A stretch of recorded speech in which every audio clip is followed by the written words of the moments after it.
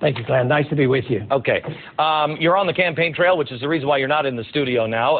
And I want to get to some of your more controversial positions later on in the program. But I thought we would start on a few of the things that I almost never see anybody talk about with you, the real things that most conservatives do agree with you on.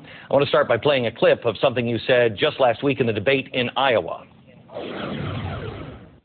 Reread the oath of office, take it seriously, obey the Constitution. We are well defended against all enemies foreign. We should be much more careful about defending against the enemies domestic. Who, sir, do you believe are the enemies domestic?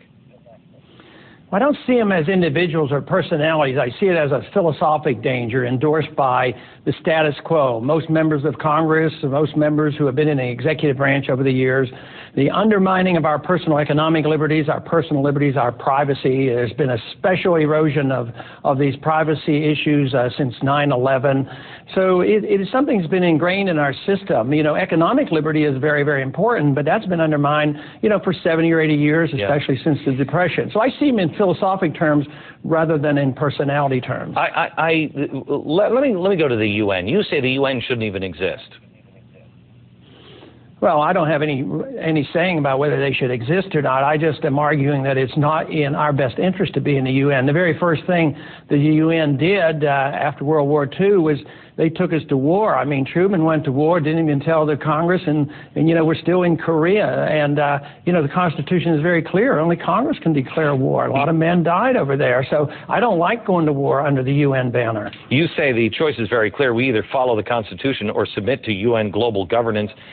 I happen to agree with you, sir. I mean, I see the Lost Treaty. I see the issue of global warming as nothing but trying to entangle us and the rest of the world into one world government. Would you agree or disagree with that? No, I agree with it. I think our trade agreements do the same thing. You know, whether it's the WTO or you know, the World Bank or the IMF or NAFTA or CAFTA, these are taking away our sovereignty.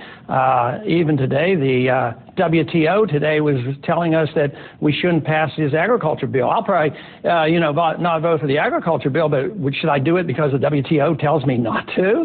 So I don't like this undermining of our national sovereignty. So, and we've allowed this to happen. You have said, though, that this is not some, if I may quote you, it is not as much a sinister conspiracy. The knowledge is out there. If you just look for it, you realize that our national sovereignty is under threat. But I have to tell you, and we're going to get into economics here in a few minutes, but when you look at both parties, you will see them. I mean, look at the budget that has recently come out.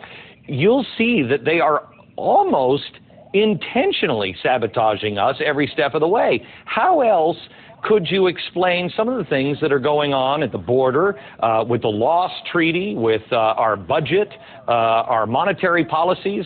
I mean, how do you say it's not a sinister conspiracy? Yeah, I guess it may be semantics that we're dealing with, but I see it's a conspiracy in the sense that some people believe in globalism, some people believe in the North American Union. I don't. It used to be more secretive. You know, the New World Order was talked about 30 or 40 years ago, and nobody would say it out and open. Now they talk about the New World Order, so it's not as secretive and it's not as conspiratorial as it was 50 or 60 years ago. People believe in internationalism, and I think they're very sincere. They just think the world would be better off if we had one world government.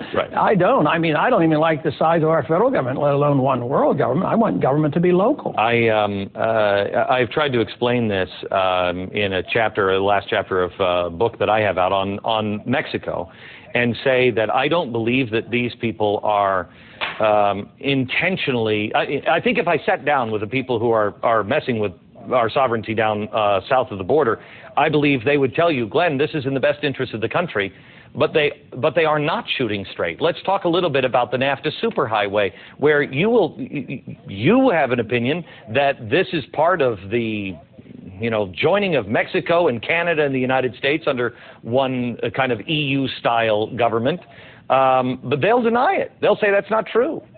You're crazy if you believe that. I saw a major editorial today against me for being concerned that there could be a North American Union in our future. I don't think it's next month or next year, but you know, they probably talked 50 years about the European Union, and I think that plans are definitely there. I think that's why they're very weak on border protection and very weak on the immigration issue, because the leadership of both Republicans and Democrats aren't that concerned about borders. They're more interested in the North American Union. Well, you say you don't think that that would happen, yet I find that hard to believe if you're sincere on this belief. If you've done your homework, you know that the ambassador to the UN from Mexico says it has to happen before our Social Security and baby boomers start to retire. Well, that's just a few years away. Well, let me clarify that. I'm concerned about it, and I'm fighting it. It's just I don't think it's going to happen next month or next year, but I think the plans are being laid there. And sometimes individuals who promote world government are very, very patient.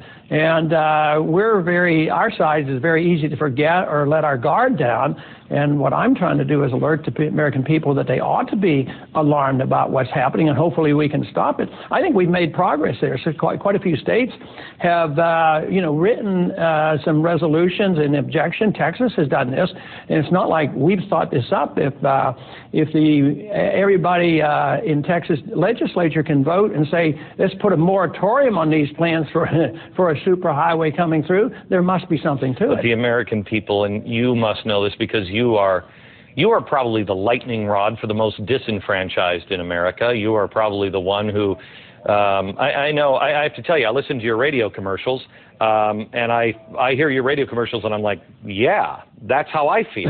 I have voted for Ronald Reagan. I have been a Republican, but I've never registered as a Republican, but generally speaking. But I think most Americans now say neither side. They're both selling us out. How do you propose to stop this? And what advice do you give to the American people when they say, wait a minute, nobody in Washington is listening to me? If I elected you, how are you going to stop this? Well, one person can't do it.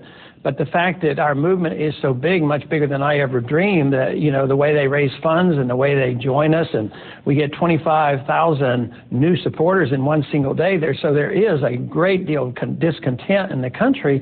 So it takes an army of people who believe a certain way, who's willing to look at this in an objective manner. And I think we're further along. I think it's the first time in history where a grassroots type candidate, an independent minded person, has been able to compete with the special interest. I think that is the message of what's happening here. We've been able to raise enough funds. We don't have as much money as others, but we get their attention. Raising $6 million in one day is a special event. But now we can compete, and this scares those people who are controlled in government for so years, whether it's the banking interest, the military-industrial complex, whether it's the medical industry.